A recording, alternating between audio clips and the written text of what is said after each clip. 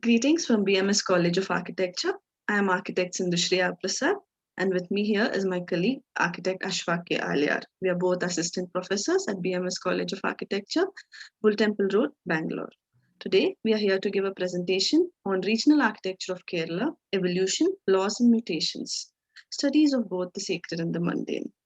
So here we'll be speaking about religious structures, residential architecture, traditional building practices, and vernacular architecture in the state of Kerala and its present state.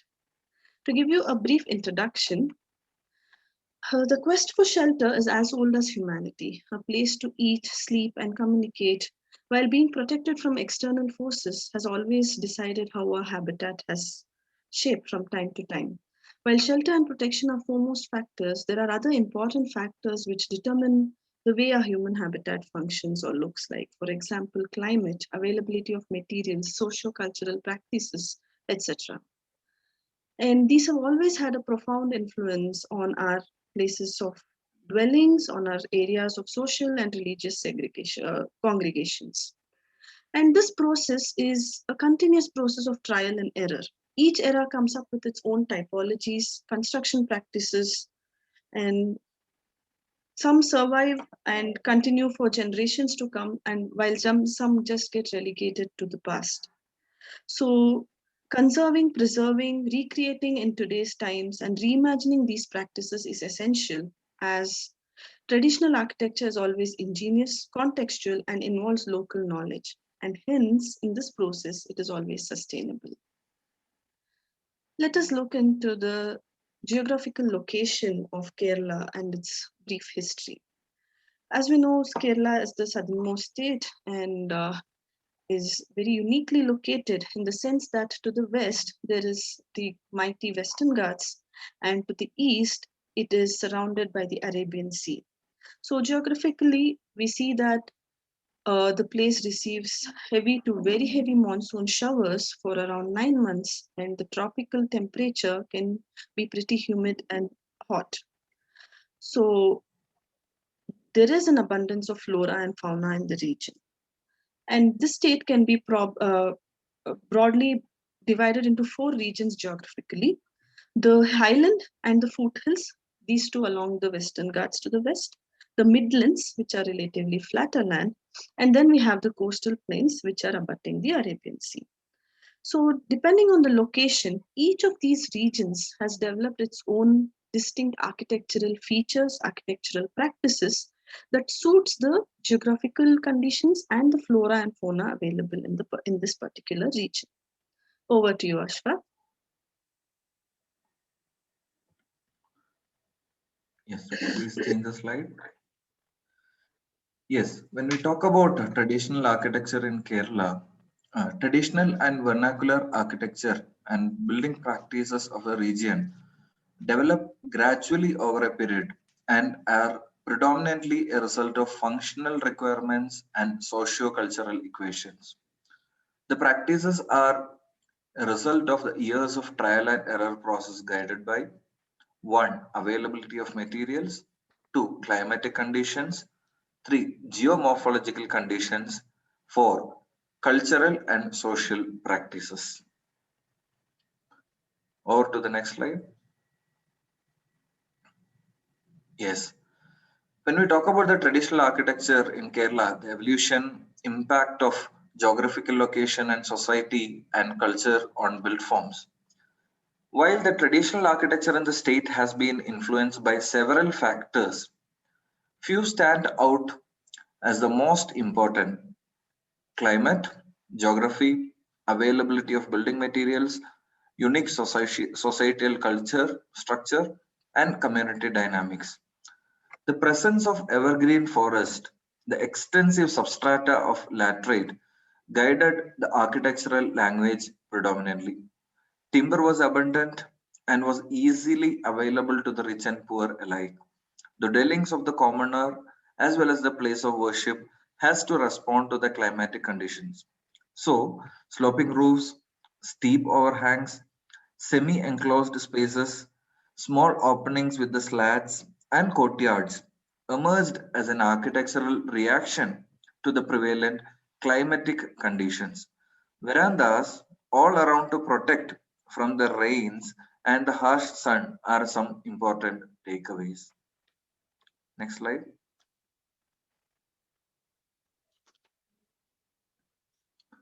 The other important factor is the composition and structure of the society. Kerala has always been a melting pot of religious and cultural practices. The native Dravidian society, with its pagan rituals and customs, was eventually infused by the Aryan Hindu practices. This gave rise to a society with rigid caste based roles. Eventually, Buddhism and Jainism also made their presence felt through the neighboring regions of Mysore and the Canaries. The coastline and its natural ability to provide good moorings have been instrumental in bringing people and their custom across the sea to the state. The maritime relations brought the Abrahamic religions of Islam, Christianity, and Judaism to its shores. While the Hindu space typologies were predominantly based on Vedic principles and further on, like Manishalya Chandrika, Shilparatnam, etc., the new religions and their propagators brought in new ideas to the region. Some were adopted, some were reinvented, and some were reutilized. The Islamic mosque, for instance, was a new typology and the earliest example adapted the style of Jain temples, the basadis of the Canaries region. The spatial arrangement was determined by gender, class, roles, and hence differed from class to class. The few aspects, however, remained in common. The modular character of the dwellings, the plans accommodated incremental building across a courtyard or a common space. Various spatial arrangements like Egashala, Dushala, Trishala, Chaturshala were followed. Next slide.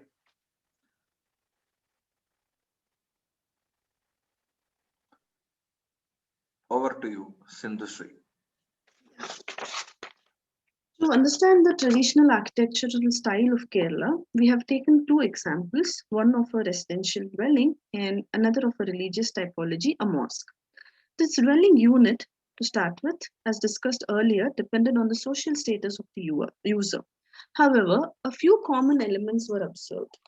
For example, five important components of a Hindu household in Kerala would be the Padipura or the entrance gateway, the Padayapura or a granary, and a Nelavara or an underground storage for grains, an Ara, which meant a place for storing valuables and grains, and a Sarpakavu or a sacred grove for snakes. This arrangement throws light on the agrarian nature of the society and the importance given to storage and safekeeping of grains and other agricultural produce and the materials to suit the same. For instance, the Ara, which was made of wood, but it was also given an additional ceiling cover of laterite or stone. The idea was protection and enough time for evacuation in case of a calamity or a fire. Now, the whole size of this structure of the dwelling unit depended on the social structure as well as the social status of the user. The Tarawads of the Nayars and the Manas of the Nambudiris, for example, are pretty large structures and are developed as a complete introverted housing complexes with their own bathing tanks, with their own ancillary quarters, etc. The houses of the Christians and the Muslims followed the same idea of the traditional architecture. A factor that might have been responsible for this may be that the Tachan or the master carpenter would have been the same person working for all people across the region. But there were changes made in the spatial arrangement to suit the users. For example, spatial modifications were made depending on the gender role, religious practices, ideas of privacy, etc. A Muslim household may have a smaller courtyard space, or there may be a complete absence of courtyard space for to respect the ideas of privacy. Over to you, Ashfaq. Yes. When we take the religious example, we have taken Mishkal Mosque in Calicut as one of the case study. An interesting example in this regard would be the traditional and the first and few mosques built in this region. The mosque here had to cater to the temperature of the tropics and ensure a place of worship and a learning for the devout through the days of incessant rains and scorching sun. Thus, the mosque here, unlike the typologies followed in the north of the country, do not have a large open courtyard for congregation. Instead, this function is performed by a covered halls. The wood and the laterite structure predominantly resembles a large complex. The spatial organization remain true to the basic tenets of Islam, but the expression is completely guided by the climatic and geographical features. As Desai observes, the job of the minaret in calling the faithful for worship was adapted to the elaborate dormer windows. The Mishkal Mosque in the Mapala Muslim quarters of the Calicut is an exemplary structure. The tired construction, predominant sloping roof, steep overhangs, lattice screens provide the much needed shade and thermal protection. Next slide.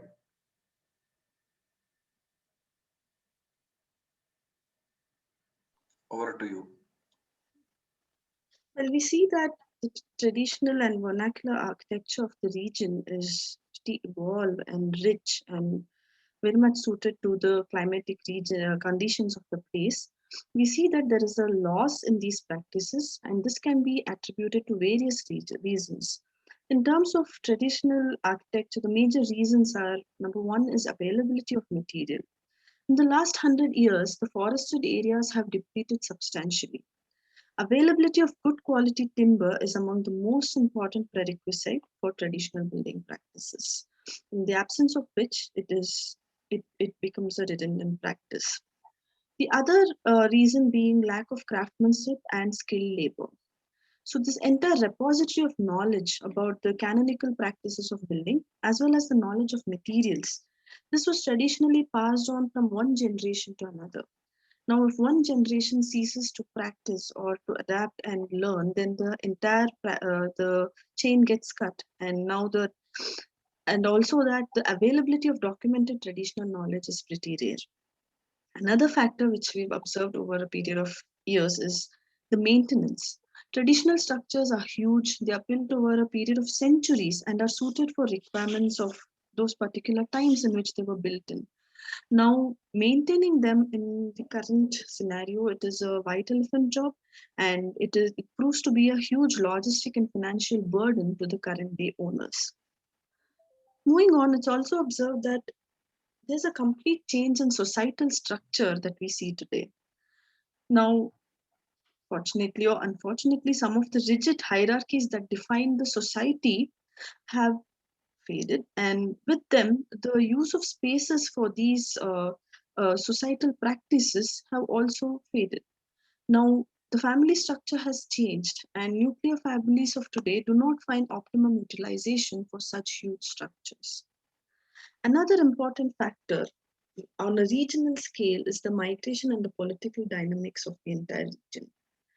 An analysis of the demographics of the Kerala society reveals that in the last 3 to 4 decades, substantial population, the young working population, has migrated from the state to the Gulf and to other Indian metropolises. This has led to abandonment and sale of properties on a very large scale. Over to you, Ashfaq. Yes, the last 2 points which we are discussing with respect to the current situation is changing aspirations of the people. With more money coming from the east and the population becoming mobile, there is a distinct change in the aspirations of the people. The idea of modern city like structures that are easier to maintain and also reflect the upward mobility of the family are preferred. The spatial preferences also have changed over the time. The requirement of space for activities like parking, additional bathroom spaces inside the main complex have played an important role in the alterations and complete raising down of the traditional dwelling units. The last point being adaptations and alterations. The demand for speedy construction and fast occupation has led to various changes in the building practices of the region. Concrete has replaced wood and laterite as a major building material. At times, there is an attempt to match the looks of the traditional dwelling without its intrinsic qualities being present. For instance, a concrete forks sloping chajja created all around the house is a feature commonly seen across the region. Next slide. Yes, here we can see the pictures, the now and then pictures of Pallipuram Mosque in Malappuram district. You can see it was a traditionally built a mosque with the features like sloping roof and the wooden slats which are there and tight constructions, etc. And now you can see the newer building which is built out of concrete, which is an imitation of the Persian architecture which is there. So these changes have been done, are done because of the changing requirements of that mahal or the group of people which are there. So the older mosques were smaller, but they were rich and traditional. They were in terms of the looks, in terms of the quality of spaces, in terms of the reactions to the climate which is there.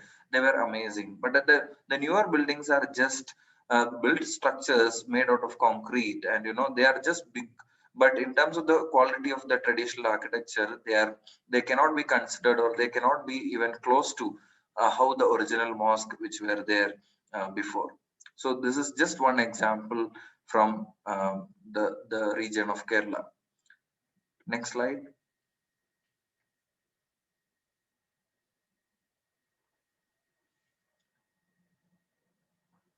Yes. So the ideas for the future, we are talking about the ideas for the future. So the revival, or rather prevention of laws of traditional and vernacular practices need to be taken up at various levels and also through various interventions. Another one would be foremost would be the documentation and analysis of the traditional building practices as the first step. A critical analysis, what holds goods today and what are the practices that can be done away with the needs of deliberated upon. Another one is the urban planning and design schemes need to think beyond the idea of setbacks, bylaws, formulate bylaws that incentivize passive thermal comfort and safety as institutionalized support to these construction practices will encourage more experiments in this regard. Over to you, Sindhushree. The other important factors which we've observed is incentivizing and adaptive reuse. The user or owner can be incentivized in terms of tax reforms and subsidies or services for maintenance and preservation of such structures. Revival of traditional knowledge. There needs to be an attempt to bring traditional knowledge into the mainstream and encourage practitioners. And foremost, we need more scientific research and experimentation. With technological advances, more research can be carried out on the adapting these practices in modern context and with more energy efficiency. With this, we come to the conclusion of our presentation. We would like to thank the organizers, Jamia Millia, for this opportunity. And we would also like to thank the management and the director of BMS College of Architecture for all the support and guidance. Thank you. In case of any queries or in case of any questions, kindly route it to us. Thanks from both Sindhushree and from Ashfaq. Thank you.